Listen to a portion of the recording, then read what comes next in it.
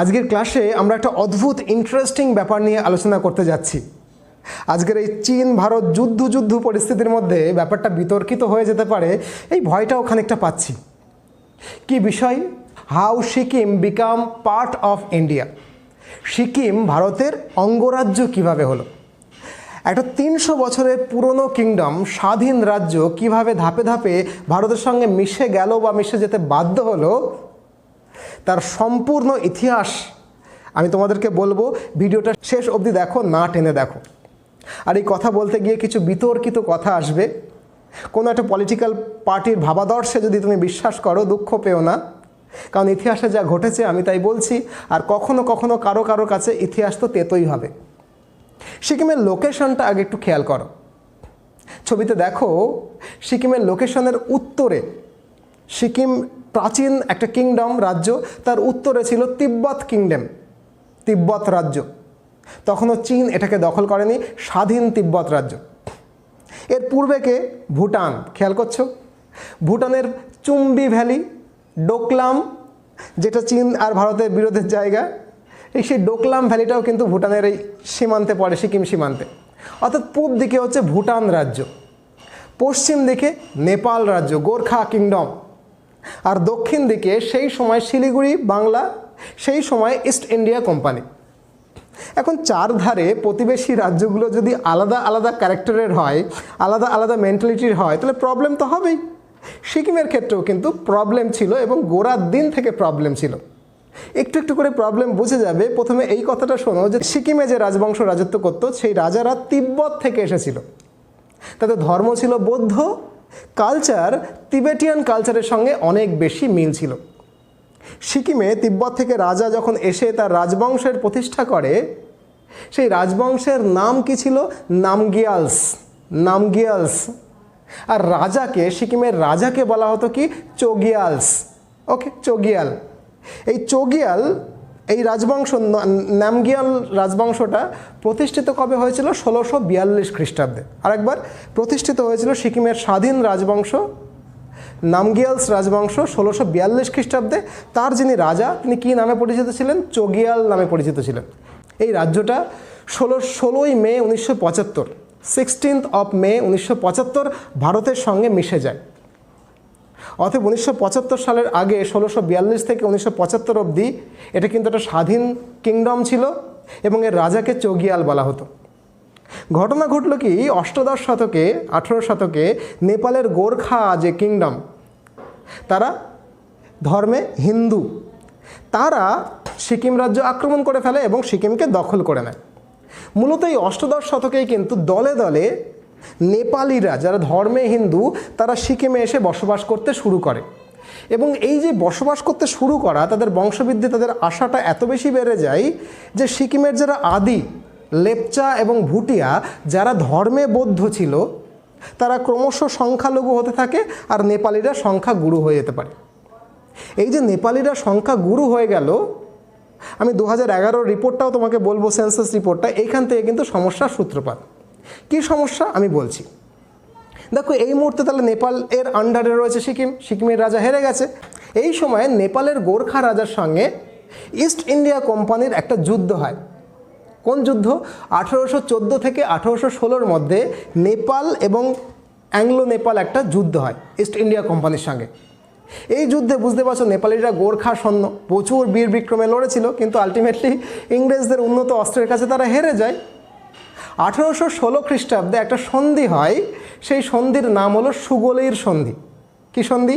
সুগলির সন্ধি। এই সুগলির সন্ধি অনুসারে নেপাল সিকিম রাজ্যটাকে ছেড়ে দিতে চায়, এবং এই সুযোগে সিকিম রাজ্যটা, সিকিমের যে মহারাজ চেগিয়াল রাজা, তাকে 1817 খ্রিস্টাব্দে একটা সন্ধি হয়, সেই সন্ধির নাম ট্রিটি অফ তিতালিয়া। ট্রিটি অফ তিতালিয়া অনুযায়ী সিকিমের রাজা চোগিয়াল, তার সঙ্গে ইস্ট ইন্ডিয়া কোম্পানির একটা সন্ধি মোতাবেক তাকে কিন্তু দিয়ে দেওয়া হয় রাজ্য ফেরত। কথা দেওয়া হয় যে তিনি ইংরেজদের কথা মতো তার রাজত্ব শাসন করবেন, অর্থাৎ প্রোটেক্টোরিয়েট হবেন, অধীনতামূলক মিত্রতায় আসবেন। এই যে 1817 খ্রিস্টাব্দ থেকে ইংরেজের অধীনতামূলক মিত্রতায় বা সংরক্ষণে বা প্রোটেক্টোরিয়েটের মধ্যে কিন্তু ঢুকে গেল, অর্থাৎ ভারতের প্রোটেক্টোরিয়েটের মধ্যে কিন্তু সিকিমের রাজবংশটা চলে এলো। কিন্তু এই বন্ধুত্বটা ভারতের সঙ্গে ইস্ট ইন্ডিয়া কোম্পানি ইংরেজের সঙ্গে সিকিমের বন্ধুত্বটা বেশি দিন টিকলো না। কেন টিকলো না? তার কারণ কিছুদিন পর আমাদের ভারতের ইস্ট ইন্ডিয়া কোম্পানি সিকিমের দার্জিলিংটাকে নিজেদের কাছে চাইলো। দার্জিলিংয়ে খুব ভালো চা হয়, ব্যবসায়িক দিক থেকে সেটা খুব গুরুত্বপূর্ণ। তাছাড়াও সেখানে একটা হিল স্টেশন বানানোর দরকার ছিল। তো সিকিমের রাজা তো আপত্তি করলো না, চগিয়াল আপত্তি করলো না, বললো ঠিক আছে আপনি নিয়ে নিন, কিন্তু বছরে 6,000 টাকা করে একটু ট্যাক্স দেবেন। এই শর্ত অনুসারে আমরা দার্জিলিংটাকে, অর্থাৎ ভারতবর্ষের সঙ্গে দার্জিলিংটা এলো প্রথমবারের জন্য। এই যে দার্জিলিংটা এলো, এইখান থেকে কিন্তু সমস্যার সূত্রপাত। 6,000 টাকা করে তো বছরে প্রথম দিচ্ছিল, তারপরে দেওয়া বন্ধ করলো। তার কারণ ইংরেজরা তখন মোস্ট পাওয়ারফুল। সিকিম আর ভারতের ইস্ট ইন্ডিয়া কোম্পানির তখন দ্বৈরথ শুরু হয়েছে। 1850 এবং 1862 এই দুবার তাকে সৈন্য পর্যন্ত পাঠাতে হয়েছে ব্রিটিশ ইস্ট ইন্ডিয়া কোম্পানির। কিন্তু দার্জিলিংকে তারা কিন্তু ফেরত পায়নি। দার্জিলিং ততদিনে ভারতের অঙ্গ হয়ে গেছে। যদিও পরবর্তীকালে ব্রিটিশ ঠিক করেছিল যে একটা বন্ধু রাজ্য, ঠিক আছে চলো 6,000 টাকা থেকে 12,000 টাকা করে দিচ্ছি, আর বেশি কথা বলো না। এই রকম একটা পরিস্থিতিতে চীনের যে সরকার, চীনের সঙ্গে ইন্ডিয়ার যে ইস্ট ইন্ডিয়া কোম্পানি, তাদের একটা সন্ধি হয়। তখন ইস্ট ইন্ডিয়া কোম্পানি চলে গেছে। তখন যে ইংরেজ, সেই ইংরেজদের সঙ্গে অ্যাংলো চাইনিজ একটা ট্রিটি হয়। সেই ট্রিটিটা হয় 1890 খ্রিস্টাব্দে। 1890 খ্রিস্টাব্দে অ্যাংলো চাইনিজ ট্রিটি অনুসারে চাইনিজরা বলে দেয় যে তারা তিব্বতের সীমানা পর্যন্ত আসবে। তিব্বত তখনও দখল করেনি, তিব্বতের সীমানা পর্যন্ত আসতে পারে, কিন্তু তারা কখনো সিকিমকে অতিক্রম করবে না। ইংরেজরা বলে ঠিক আছে বাবা, তুমি তিব্বত অবধি আসো, কিন্তু সিকিমে অবধি আসবে না, সিকিম আমাদের বন্ধু রাজ্য, প্রোটেক্টোরিয়েটের মধ্যে রয়েছে। ক্লিয়ার হলো? এই যে একটা সন্ধি হলো, চাইনিজরা, আর বুঝতেই পারছো চাইনিজরা সবসময় জানো তো সন্ধি করে, হ্যাঁ করে দেবো, কিন্তু তারপরে সন্ধিটা মানে না। এর মাঝখানে একটা কথা বলে নিই, 1950 সাল অবধি কিন্তু সিকিমের সঙ্গে সেই যে প্রোটেক্টোরিয়েট, অর্থাৎ আমার অঙ্গরাজ্য ঠিক নও, কিন্তু আমার অধীনস্থ রাজ্য হিসেবে তুমি থাকছো, তোমাকে আমি নিরাপত্তা দিচ্ছি, এই অবধি ছিল। যেদিন ভারত স্বাধীন হলো 1947 সালে, সেদিনও স্বাধীন ভারতবর্ষের সঙ্গে সিকিমের ঠিক একই রকম বোঝাপড়া ছিল। 1950-এ যখন ভারতবর্ষের স্বাধীনতা হওয়ার পরে সংবিধান লাগু হয়ে গেল, জওহরলাল নেহরু আবার প্রধানমন্ত্রী হলেন, তখনও কিন্তু 1950 অবধি সিকিমের সঙ্গে ভারতের বন্ধুত্ব কোনো রকমের খারাপ হয়নি। কিন্তু ততদিনে সিকিমের অভ্যন্তরে একটা ঘটনা ঘটে গেছে। সেখানে হিন্দু নেপালিরা কিন্তু সংখ্যা গুরু। 2011 সালে যদি তুমি সেন্সাস দেখো, সেই রিপোর্ট অনুযায়ী 57.8% হচ্ছে নেপালি হিন্দু, আর বৌদ্ধ হচ্ছে 27.3%, খ্রিস্টানিটি হচ্ছে 9.9%। তো বুঝতে পারছো সংখ্যাগুরু হচ্ছে নেপালি হিন্দুরা, আর রাজা হচ্ছে ভুটিয়া লেপচা। রাজা সংখ্যালঘু আর জনসংখ্যায় হচ্ছে সংখ্যাগুরু হচ্ছে নেপালি হিন্দু। সমস্যাটা হবে 1940 খ্রিস্টাব্দ নাগাদ এই নেপালি হিন্দু যারা সিকিমের প্রজা ছিল, তারা একটা Sikkim political party, Sikkim national Congress তৈরি করে। এই সিকিম ন্যাশনাল কংগ্রেস তৈরি করার সঙ্গে সঙ্গেই তারা কি করে, তারা চায় যে রাজতন্ত্রটা থাকুক, কিন্তু একটা গণতান্ত্রিক ব্যাপারটাও তৈরি হোক, সেখানে আমাদের একটা প্রধানমন্ত্রী মুখ্যমন্ত্রী হোক, আর রাজার মতো করে থাকুক। 1950 সাল নাগাদ ইন্ডো সিকিম একটা ট্রিটি হয়। ইন্দো সিকিম কেন বলছি, 1950 সালে কিন্তু ভারতবর্ষে নেহেরুর রাজ চলছে।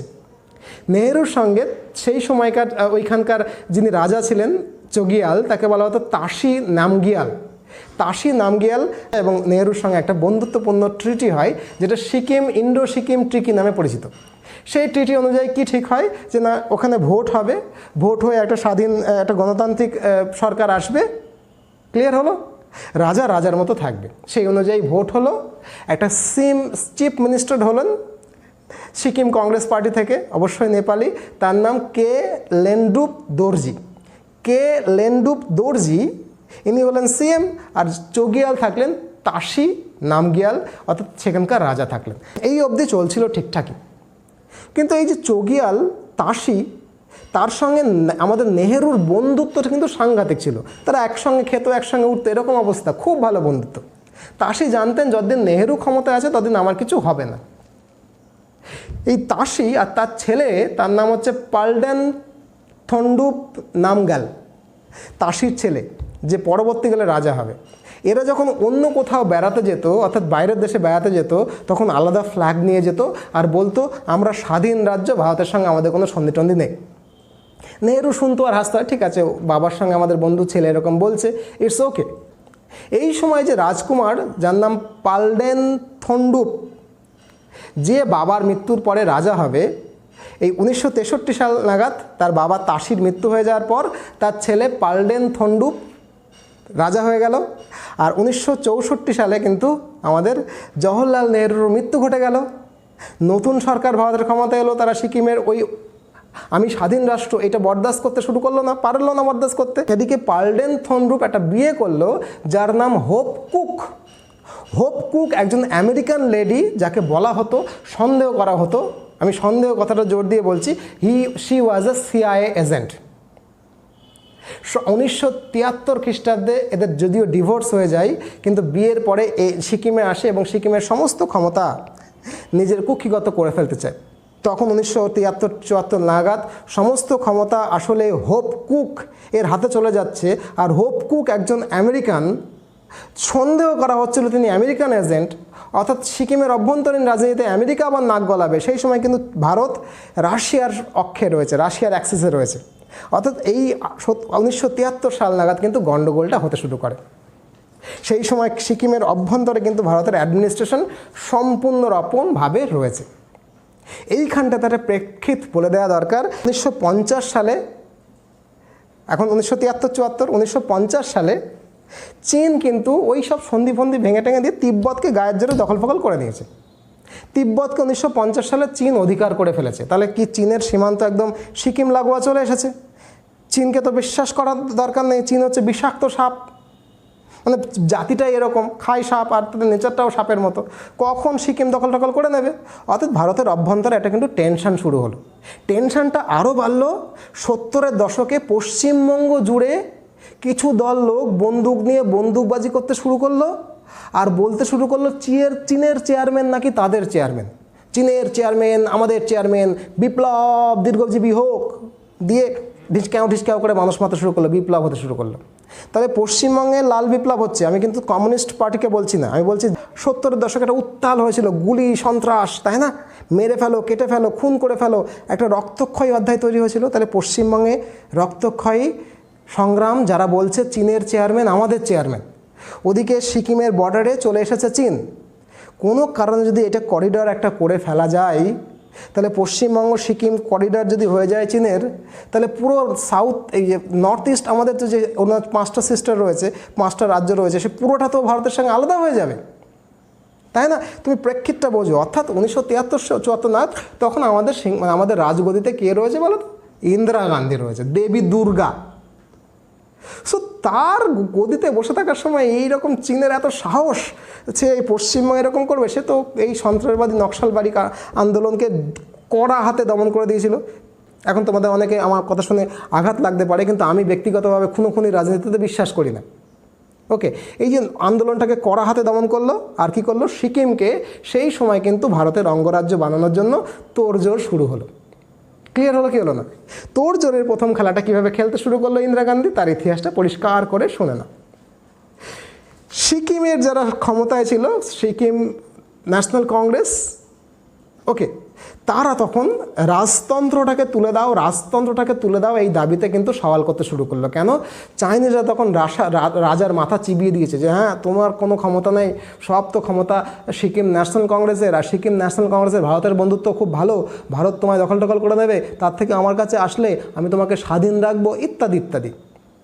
সেই সময় সেই জন্য নেপালি কংগ্রেস যারা ছিল, কংগ্রেস পার্টি, তারা রাজতন্ত্রকে উৎখাত করে দেওয়ার দাবি জানাতে শুরু করলো। এবং আলটিমেটলি 1974 সালে এপ্রিল মাসে একটা ইলেকশন হলো।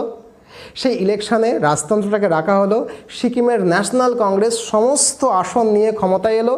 আর সিকিম ন্যাশনাল কংগ্রেস হচ্ছে ভারত বন্ধু ছিল। এপ্রিল মাসে সিকিম ন্যাশনাল কংগ্রেস সমস্ত সিট নিয়ে 1974 সালের এপ্রিল মাসে যখন সিকিমের ক্ষমতায় এলো, যেহেতু তারা ভারতপন্থী, তারা সংবিধানটাকে সংশোধন করে কি করলো, সেপ্টেম্বর 1974 সালে রাজা থাকলো রাজার জায়গায়, তারা নিজেদের সিকিমটাকে অ্যাসোসিয়েট স্টেট অফ ইন্ডিয়া করে ফেললো। এই যে সেপ্টেম্বর মাস 1974 সালে সিকিম কংগ্রেস তাদের পার্লামেন্টে আইন পাশ করে সিকিমকে অ্যাসোসিয়েট স্টেট অফ ইন্ডিয়া করে ফেললো। এটাতে চোগিয়ালের খুব আপত্তি ছিল। চোগিয়াল বুঝতেই পারছো, ষড়যন্ত্রের গন্ধ পেতে শুরু করেছিল ভারত। সেই জন্য এপ্রিল মাসের 9 তারিখে 1975 সালে এপ্রিল মাসের 9 তারিখে 1975 সালে ল অ্যান্ড অর্ডার এর প্রবলেম হচ্ছে বলে ইন্ডিয়ান আর্মি সেখানে পৌঁছে যায়। এখন ঠিক হয়েছিল কি ভুল হয়েছিল, আর্মি কেন গেল, এইসব নিয়ে তো প্রচুর বিতর্ক চলতে পারে। আমি তো ইতিহাস বলছি। ইন্ডিয়ান আর্মি 1975 সালের 9 এপ্রিল চোগিয়ালের রাজপ্রাসাদের সামনে গিয়ে দাঁড়ায়। সেখানে 300 জন মতো রাজার রয়্যাল গার্ড ছিল। একজন নিহত হয়েছিল, সে একটু উচ্চবাচ্য করেছিল নিশ্চয়ই, আর কেউ নিহত হয়নি। চোগিয়ালকে অ্যারেস্ট করা হয় এবং হোমে রাখা হয়, মানে নজরবন্দি করে রাখা হয়। পরের দিন নেপালি কংগ্রেসের সিকিম কংগ্রেসের অ্যাসেম্বলিতে বৈঠকে রাজতন্ত্রটাকেই খতম করে দিয়ে চোগিয়ালের সমস্ত ক্ষমতা কেড়ে নেওয়া হয়। ক্লিয়ার হলো? এবং তারা স্বীকার করে নেয় পরের দিন, মানে 10 এপ্রিল, তারা স্বীকার করে নেয় যে তারা ভারতের অ্যাসোসিয়েট স্টেট নয়, ডেমোক্রেটিক স্টেট হতে চাইবে, অর্থাৎ ভারতের একটা অঙ্গরাজ্য হিসেবে তারা থাকতে চায়। গোটা পৃথিবীতে রাষ্ট্রসংঘে শোরগোল পড়ে গেল। হ্যাঁ, ভারত গায়ের জোরে, ইন্দিরা গান্ধী গায়ের জোরে 1975 সালে মিলিটারি পাঠিয়ে সিকিমের মতো একটা শান্তিপ্রিয় রাজাকে ক্ষমতাচ্যুত করে রাজ্য দখল করে নিয়ে নিজের অঙ্গরাজ্য বানিয়ে ফেলছে। বিরোধ, আমেরিকা তখন ভারতের এগেনস্টে। রাষ্ট্রসংঘ বলল যে ভোট করো। 5 দিনের মধ্যে ভোট হলো। সেই ভোটে কি হয়েছিল আমি জানি না, অনেকে বলে ভারতের লোক গিয়ে ভোট দিয়ে এসেছিল, আই ডোন্ট নো, বিতর্ক আমি করতে চাই না। 60,000 মতো ভোট পড়েছিল, তারা ভারতের অঙ্গরাজ্য হতে চায়। আর 1500 মতো, 1500 মতো ভোট পড়েছিল রাজার পক্ষে, যেন তারা রাজার আন্ডারে থাকতে চায়। তো ভোটে হয়ে গেল 5 দিন পরে। এপ্রিল মাসের 22 তারিখে 1975 সালে ভারতের গভর্নমেন্ট তাদের সংবিধানকে সংশোধন করলো। 36 নম্বর কনস্টিটিউশন অ্যামেন্ডমেন্ট, সেই অ্যামেন্ডমেন্টকে সিকিমকে ভারতের অঙ্গরাজ্য, 22তম অঙ্গরাজ্য হিসেবে ডিক্লেয়ার করলো। আর মে 16, এপ্রিল মাসের 22 তারিখে এটা হলো, মে মাসের 16 তারিখে অফিসিয়ালি 1975 সালের মে মাসের 16 তারিখে officially Sikkim become the part of India and 22th Democratic state of Democratic India. So this is the story. ভালো থাকো, খুব ভালো থাকো, খুব শীঘ্রই আবার দেখা হচ্ছে। Tata, by.